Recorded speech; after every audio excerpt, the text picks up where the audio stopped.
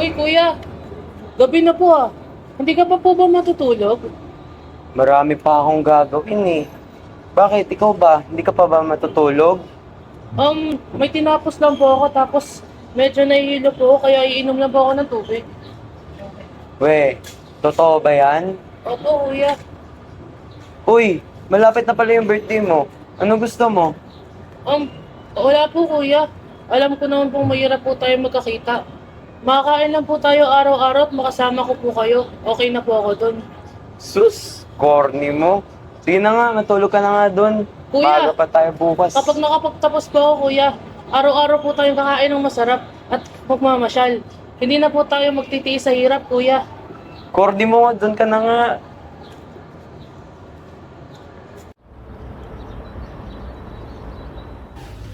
Oh, ba't ka nandito sa trabaho? Siyempre po kuya, para po matulungan ko po kayo. Tapos na naman po ako sa gawain ko sa paaralan ng sa school eh.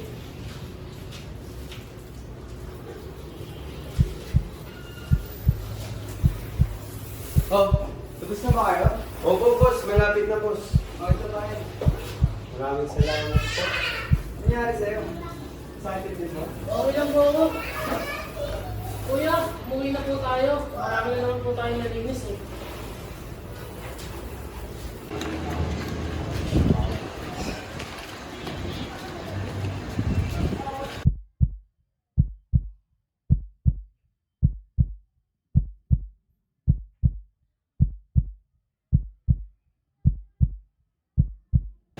Oh, bunso.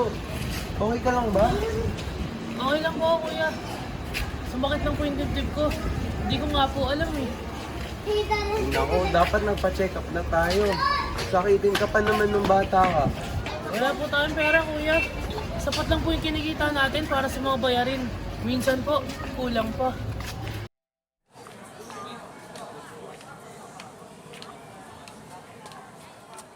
Pre, may assignment po mamaya. Wala. Hindi naglalaro ng volleyball, oh. Tara, sali tayo. Tara! God is good!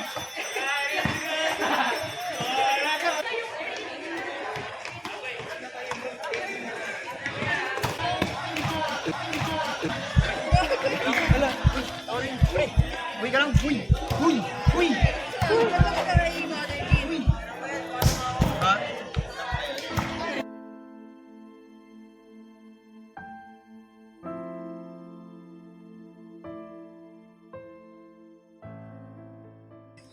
Dok, kamusta na po yung kapatid ko? Ayos na po ba siya? I am sorry to inform you, sir, pero base po sa kuha namin sa ECG, yung kondisyon po ng kapatid niyo ay hindi po dahil sa pagod o sa ibig.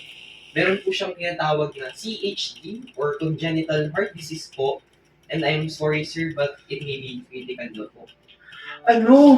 Typically po, meron ng CHD ang mga bata kahit fetus pa lang sila. Tapos, late na lang po lumalabas yung mga simptomas nila tulad po ng case ng kapatid ninyo. Dok, hindi po namin kaya yung surgery. May iba pa po bang paraan para magamot yung kapatid ko? There are a lot of medications to minimize the pain, but I cannot assure you that it will help you completely, sir.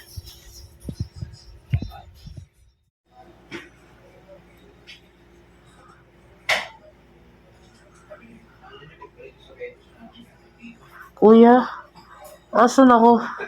Bakit ako nasa ospital? Bert, gising ka na. Salamat sa Diyos. Ayos ka lang ba? May masakit pa sa'yo? Ano pong nangyari, kuya? Nahimatay ka sa school mo. Buti nga, nadala ka na rito. Okay lang po, kuya. Paano po ang trabaho niyo? May pasok pa po ako. Huwag mo na alalahanin yun. May sakit ka at kailangan mo magpagaling. Magastos po magpa-hospital, kuya. Hindi na nga po sapat ang kinikita ninyo. Dadagdag pa po ako.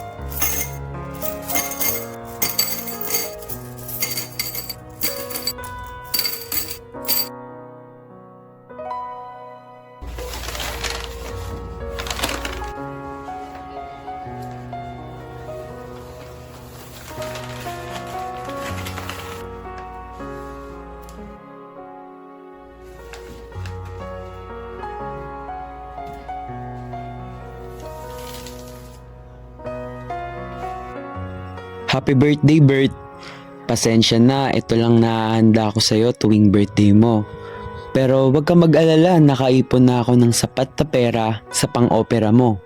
O, di ba? Sabi ko sa'yo, kaya natin to eh. Pag gumaling ka na, celebrate natin ulit birthday mo. Saan mo gusto?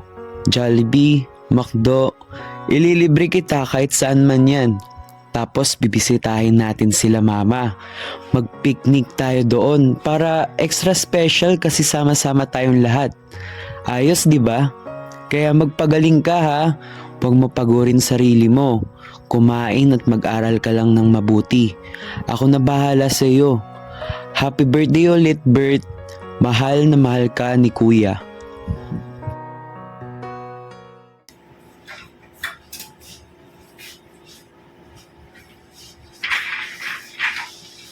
Bert, gising na. Bangon ka na dyan. Bert, tayo na. Birthday mo. Di ka tatayo dyan. Bert, gising na. Bert, bangon. Bert, tayo ka na dyan. Dok! Dok, tulong!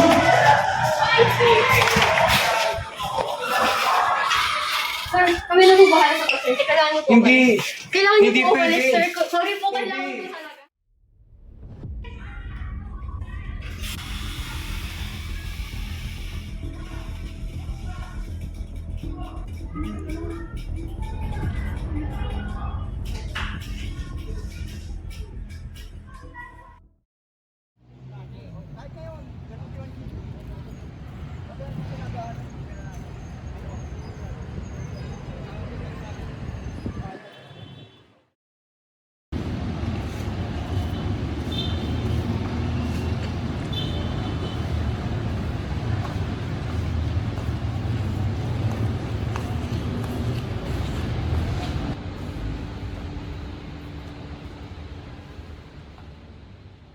Panginoon, alam niyo po ang kanyang kalagayan at ang hirap na kanyang pinagdadaanan sa kanyang sakit.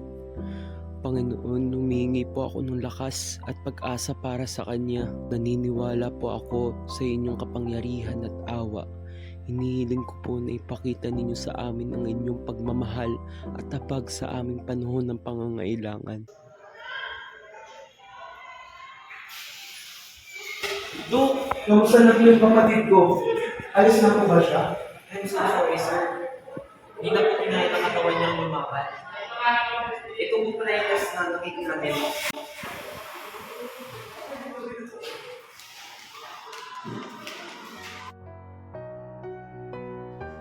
Sorry kuya, baka pag binasa mo to, wala na ako. Gusto ko pang mabuhay ng matagal, makapagtapos, at sabay tayong bumuo ng mga sarili nating pamilya. Pero nangihina na yung katawan ko kuya. Nahihirapan na ako huminga. Ito na ba yun kuya? Napapanaginipan ko sila mama halos araw-araw kuya. Gusto na daw nila akong kunin. Ano mangyayari pag sumama ako kuya? Paano ka? Sinong tutulong sa'yo? Pasensya na kuya, hindi kita masyadong natutulungan. Hindi ko na ibalik yung mga bagay na binigay mo sa akin.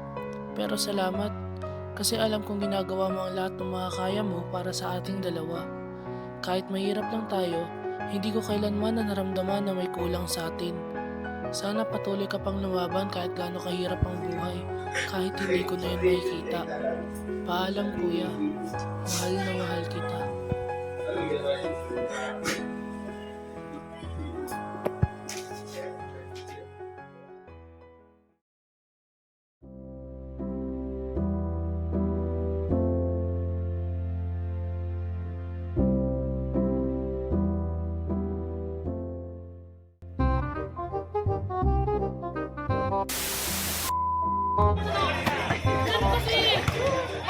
Ulit, bilisan nyo na!